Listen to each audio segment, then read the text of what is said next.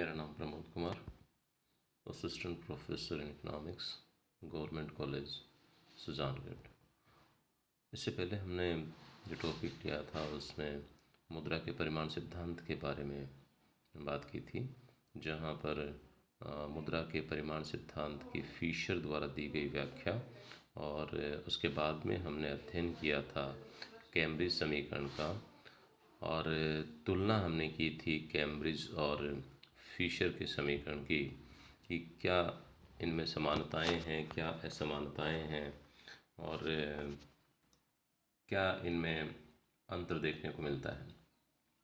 दोनों सिद्धांतों का जब हमने अध्ययन किया, कैम्ब्रिज और फिशर का मुद्रा के परिमाण सिद्धांत के बारे में, कीमतों के बारे में, समीकरणों के बारे में, इनकी तुलना करने पर हम ये कह सकते हैं कि कैम्ब्रिज अर्थशास्त्रियों द्वारा दी गई व्याख्या निश्चित रूप से श्रेष्ठ एवं व्यवहारिक मानी जाती है। उसकी पुष्टि के लिए निम्न तर्क दिए जा सकते हैं, जिसमें पहला हम कह सकते हैं कि कैम्ब्रिज विचारधारा यथार्थवादी है, क्योंकि कैम्ब्रिज समीकरण में मुद्रा के बारे में इस मौलिक सत्य पर जोर दिया है कि उसका संचय होता है और के, जिसको तरलता पसंदगी कहा गया, पर अधिक बल देना वी की अपेक्षा उपयुक्त है, अनुपयुक्त है। दूसरा, तरलता पसंदगी। नगद शेष समीकरण में आधुनिक तरलता पसंदगी का विचार आय, रोजगार व मौद्रिक नीतियों को विकसित करने में बहुत ही सहायक सिद्ध हुआ है। स्पष्ट व्याख्या। फिशर का सिद्धांत यंत्रवत है, जबकि कैम्ब्रिज सिद्धांत कारण और परिणाम की भली भांति व्याख्या करता है। मुद्रा को तरल रूप में रखने की इच्छा में परिवर्तन से ही कीमत स्तर में परिवर्तन आता है, चाहे मुद्रा व साख की मात्रा यथावत रहे। मनोवैज्ञानिक घटकों पर बल। जहां फिशर ने मुद्रा मांग को प्रभावित करने वाले उत्पादन के तकनीकी एवं संस्थागत घटकों पर ही बल दिया है, पर कैम्ब्रिज समीकरण में मनोवैज्ञानिक घटकों को अधिक प्रधानता दी, जो आर्थिक क्रियाओं का मुख्य आधार है। व्यवहारिकता। फिशर का सिद्धांत समयावधि से संबंध दीर्घकालीन विश्लेषण है, अतः यह व्यावहारिक है। वहाँ कैम्ब्रिज सिद्धांत समय बिंदु से संबंध अल्पकालीन विश्लेषण है, जो ज़्यादा व्यवहारिक एवं ज़्यादा उपयोगी कहा जा सकता है। एक महत्वपूर्ण जो बिंदु जिसके बारे में हम चर्चा करें, व्यापार चक्रों का स्पष्टीकरण। कैम्ब्रिज सिद्धांत अल्पकालीन कारणों की व्याख्या करता है कि मंदी काल में लोगों में द्रव्य की तरलता पसंदगी में वृद्धि होने से मुद्रा की मांग बढ़ जाती है, अतः उसका मूल्य भी बढ़ जाता है और कीमत स्तर में कमी आती है, चाहे मुद्रा की मात्रा में वृद्धि ही क्यों न की जाए। जबकि मुद्रास्फीति के समय तरलता पसंदगी कम हो जाती है, अतः मुद्रा की मांग कम होने से उसका मूल्य कम हो जाता है और मूल्य स्तर बढ़ जाता है, चाहे मुद्रा की मात्रा यथावत रहे। परंतु व्यापार चक्रों की व्याख्या करने में जो फिशर हैं वो असफल रहे, क्योंकि फिशर पूर्ण रोजगार की स्थिति को मानकर चलते हैं। मूल्य निर्धारण के सामान्य सिद्धांत के निकट। कैम्ब्रिज सिद्धांत मुद्रा की मांग और पूर्ति दोनों के व्यवहारिक विश्लेषण पर आधारित होने से इस मौद्रिक सिद्धांत को वस्तुओं के सामान्य मूल्य सिद्धांत से समन्वित कर दिया है। सरल। लोगों द्वारा विभिन्न प्रकार के सौदों के लिए कितनी मुद्रा वे करते हैं, इसकी अपेक्षा यह पता लगाना सरल है कि वे कितनी मुद्रा संचित रखते हैं। कैम्ब्रिज समीकरण की श्रेष्ठता तब कई गुना बढ़ी जबकि तरलता पसंदगी सिद्धांत के निर्माण से आर्थिक क्षेत्र में रोजगार, आय और अर्थतंत्र के नियंत्रण के मौद्रिक नीतियों के विशेष सिद्धांतों का विकास हुआ। और जब मानवीय उद्देश्यों का महत्वपूर्ण गतिशील घटक के रूप में विश्लेषण किया जाने लगा, फिशर का पी क्रय विक्रय समाप्त होने के बाद का चित्र प्रस्तुत करता है, जबकि कैम्ब्रिज समीकरण पी के क्रय विक्रय पूर्व चित्र प्रस्तुत करता है। इस प्रकार यह अधिक उपयोगी है कि आय प्राप्तकर्ता को यह ज्ञात हो जाता है कि उसकी मुद्रा और कितना खरीद सकती है। हाँ, फिशर की व्याख्या कैम्ब्रिज व्याख्या से इस रूप में श्रेष्ठ मानी जा सकती है कि फिशर समीकरण के समस्त घटक M, V, M dash, V dash, T और पी सांख्यिकीय ढंग से मापनीय होने से परिमाणात्मक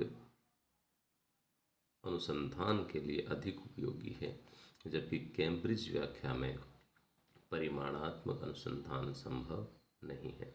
अब हम बात कर रहे हैं पीकू के संशोधित समीकरण की कि कैम्ब्रिज समीकरण के मौलिक रूप में बैंकों की जमा राशि को नगद कोषों में ही सम्मिलित कर दिया जाता है, परंतु पीगू ने बैंक जमाओं को पृथक स्थान देकर निम्न सूत्र प्रस्तुत किया: P equal to K R upon M, C plus H bracket में 1 माइनस सी, जिसमें P का अर्थ मुद्रा की एक इकाई का मूल्य, R वास्तविक आय, K वास्तविक आय का वह भाग जो तरल कोषों में जमा रखा जाता है, C का अर्थ नगद राशि का वह भाग जो जनता स्वयं अपने पास रखती है, और H का अभिप्राय नगद राशि का वह भाग जो बैंक में जमा के रूप में रखा जाता है। पर मौलिक समीकरण और इसमें कोई विशेष अंतर नहीं है, केवल बैंकों में जमा को विशेष स्थान दिया गया है, जबकि मौलिक समीकरण में बैंक निक्षेपों को एम में जोड़ दिया जाता है। अतः व्यवहार में प्राय मूल समीकरण P equal to K R upon M ही आता है। अभी हमने बात की कि कैम्ब्रिज और फिशर जो विचारधारा है, समीकरण है, उनके अध्ययन से ये बात निकल के आई कि कैम्ब्रिज विचारधारा फिशर विचारधारा से ज़्यादा श्रेष्ठ और ज़्यादा व्यवहारिक है, वास्तविकता के निकट है। लेकिन फिर भी कैम्ब्रिज जो समीकरण है, कैम्ब्रिज जो विचारधारा है, उसमें भी कुछ कमियां दिखाई दी हैं, और उन कमियों की ओर जब हम बात करें तो इसकी आलोचना की जाती है। और इसकी आलोचना के लिए जो बिंदु दिए गए हैं उनमें पहला है कि वास्तविक आय को मापना कठिन है। फिशर के समान जिस प्रकार टी को मापना कठिन है, उसी प्रकार कैम्ब्रिज सिद्धांत में आर को मापना कठिन है, क्योंकि वस्तुओं की विभिन्नता तथा पैमाने को मापकर एक इकाई समूह में नहीं रखा जा सकता। जैसे तेल लीटरों में, कोयला मैट्रिक टनों में और कपड़ा मीटर में, अतः दोनों में समान त्रुटि विद्यमान है। ऋण निक्षेपों की उपेक्षा। बैंक निक्षेपों का जन्म दो प्रकार से होता है। प्रथम वे निक्षेप जो जनता अपनी बचतों को बैंक में जमा करा सकती है, और दूसरे वे निक्षेप जो बैंकों द्वारा ऋण दिए जाने पर उत्पन्न होते हैं, क्योंकि बैंक द्वारा दिए गए ऋण पूर्णतः या अंशतः उसी बैंक में ऋणी के खाते में जमा किए जाते हैं। अतः दूसरे प्रकार के निक्षेपों की उपेक्षा उपयुक्त नहीं। निक्षेपों की श्रेणी विभिन्नता। प्रोफेसर किन्स ने कैम्ब्रिज समीकरण की इसलिए आलोचना की कि उसमें बचत निक्षेपों की विभिन्न प्रकृति की ओर ध्यान नहीं दिया गया। बचत निक्षेपों में अल्प बचत एवं चालू खाते के निक्षेप वस्तुओं और सेवाओं पर तत्काल अधिकार देते हैं, जबकि स्थायी निक्षेप फिक्स्ड डिपॉजिट्स किसी अनिश्चित भविष्य की कोई आवश्यकता को पूरा करने के लिए रखे जाते हैं। अतः औचित्य की दृष्टि से बचत निक्षेपों में से कुछ अंश ही जो तत्काल अधिकार से संबंधित है नगद कोषों की श्रेणी में गिने जाने चाहिए, सब नहीं, अन्यथा परिणाम अशुद्ध होने की आशंका रहती है। विस्तृत जटिलताओं में अनुपयुक्त। यह अर्थव्यवस्था में गतिशील कीमत आचरण डायनेमिक प्राइस बिहेवियर का पर्याप्त मौद्रिक स्पष्टीकरण देने में असमर्थ होने से गतिशील समाज की विस्तृत जटिलताओं को समझने में अनुपयुक्त है। सट्टा उद्देश्य की उपेक्षा। इस सिद्धांत में तरलता पसंदगी के सट्टा उद्देश्य की उपेक्षा की है, जबकि वास्तव में यह सट्टा उद्देश्य मुद्रा की मांग और कीमत को प्रभावित करने वाला प्रमुख घटक है। मांग पक्ष पर अधिक बल। यह सिद्धांत मुद्रा की मांग पर ध्यान देकर मूल्यों में परिवर्तन का तो विश्लेषण करता है, परंतु मुद्रा की पूर्ति तथा उत्पादन के परिवर्तनों के कीमत स्तर में होने वाले प्रभावों को भुला देता है।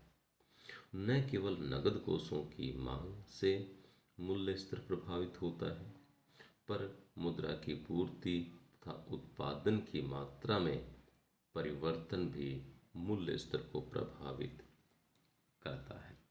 Thank you.